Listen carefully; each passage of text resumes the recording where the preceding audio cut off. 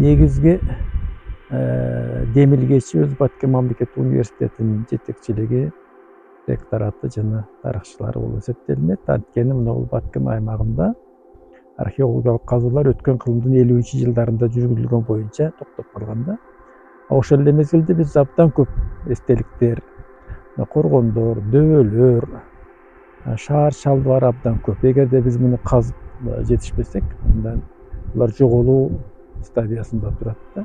Ошон үчүн биз буларды ачып, изилдеп жана кыргыз тарыхына, анан Баткен чөлкөмүнүн тарыхына бир жаңы жаңылыктардын болушун күтүп атабыз. Ошон үчүн биз Баткен мамлекеттик университетинин жетекчилиги менен Илимдер академиясынын ортосунда келишим түзүлүп, ал жактан археолог чакыртылган. Ошол жетекчиликтин келишиминин негизинде биз ошол археолог менен ошол казуу иштерин 3 жылдан бери жүргүзүп жатабыз. Биздин мурдагы изилдөөлөр ошол бар объекттин өзүн гана изилдеп кете беришкен да, кайсы жер казылган, кайсы жер казылган эмес. Мына биз Батыш Чехия университетинин окумуштуулары менен 1 жылдан бери иштеп жатабыз. Мына ошол биз турган жер бул Рават өрөөнү деп аталат. Рават өрөөнү орто кылымдарда мындай бир абдан өнүккөн аймак катары таанымал болгон да. Анткени бул жакта Канюрут кени менен жакын турган, ошондой эле Раваттын өзүндө дагы темир эритүүчү цех болгон. Андан кийин мына Раваттын талааларында абдан чоң ирригациялык система жана дыйканчылыкты өнүктүрүү, сугаруу жолу менен жерлерди тегиздөө системасынын болгондугун аныкташтылар. Андан кийин ошол кен казуу иштеринин болгон жыйынтыктарын аныкташтылар жана бул жердеги ошол турак жайлар.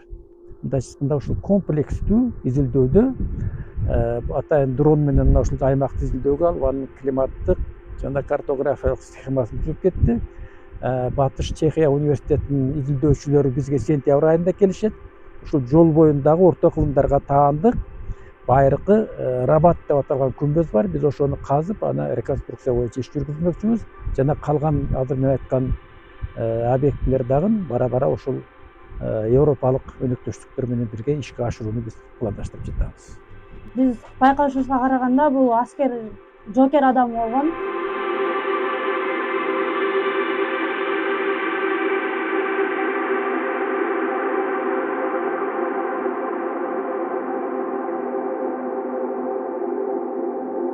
Экинчи, төртүнчү кылымдарга таандык. Бул биз байкашыбызга караганда бул аскер жокер адам болгон.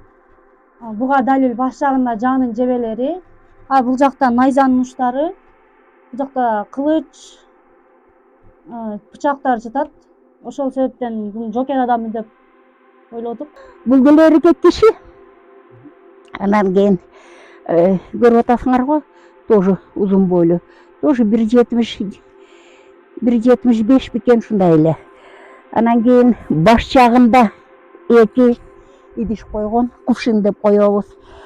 Анан бут жагында, тети оң жагында мындай мискей сыяктуу. Анан бул жагында, сол жагында койдун сөөктөрү,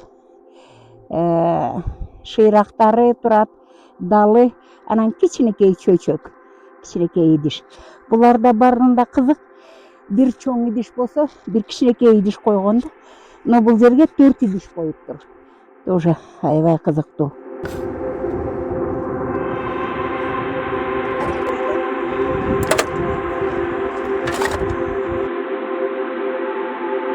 Бул жер өзү Кызыл Кошун же Жарматтын сайы деп коет экен. Бул Самаркандек айыл өкмөтүнө кирет экен. 2003 жылы ушул жерге жергиликтүү тарыхчылардын немеси менен, чакыруусу менен келип, көрүп, анан аябай чоң могильник экен да, көрсөтөндөрчү. Гундоруна таандык деп тышынан эле көрүп, ошондой чечкен элем. Былтыр 22 дөбө казганбыз. Быйыл уже 20дан ашып калды. Дагы 10 күнчө жумушубуз бар. Улантып. Анан аябай кызыктуу конструкциялар. Ошо мен башынан ойлогондой Гундоруна таандык. Бул 1-5 кылымдар, биздин замандын 1-5 кылымдары. Анан жана Карабулак маданиятына, ошол маданиятка кирип кетет экен да.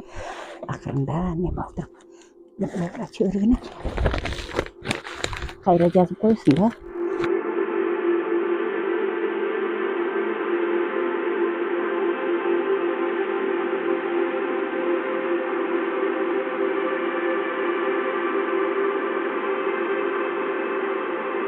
Мен өмүр бою казып жүрүп, ушул жерде биринчи жолу көрүп атам да, мондай фляга деп коебуз.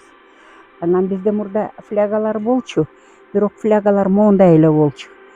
Анан бул жерде моундай атайын петля кылыптыр да, эки жагынан болуптур. Көбүнчө бир жагынан болот. Бул кармагыч катары неме кылыш колдонууга мүмкүн эмес да. Балким бул неме шексиз жип өткөрүп, бул жагынан да, анан асып алган да. Асып же атка өңгөрүп нетип, суусундук куюп, буга сүт куюп, балким айран куюп же чалап, же даже вино куюп. Себеби Давай мамлекети менен коңшулаштырып, Давай мамлекетинде жүзүм өстүргөн жана Кытай жазма булактарынан билебиз да, жүзүм өстүрүп, вино жасашып, анан винолорун кытайлыктар таң калып, анан ошо аларда биринчи жолу жүзүмдү көргөн экен да, вино жасаганды. Анан аябай көп жасашып, анан 10 жылдап сакташат винону дешип атпайбы. Анан сактагандан кийин сөзсүз неме кылган да, саткан. Балким, эми анда азыркыдай сатуу эмес, андай алмаштырып нетип неме кылган да. Булар коңшулаштырып, ошон үчүн флягалар болгон да. Анан колдонуш мүмкүн ошо винону да неме олтуруп. Анан моундай кичинекей чөйчөктөр да кызыктуу, себеби ар бир мүрзөгө онундай чоң идиштен коюп, сөзсүз жанына кичинекей чөйчөк. Балким биз жана пияладай колдонгондой ошондой колдонгондур. Эмне үчүн? Потому что сөзсүз чоң идиштин жанында ушундай кичинекей идиштер да болгон да.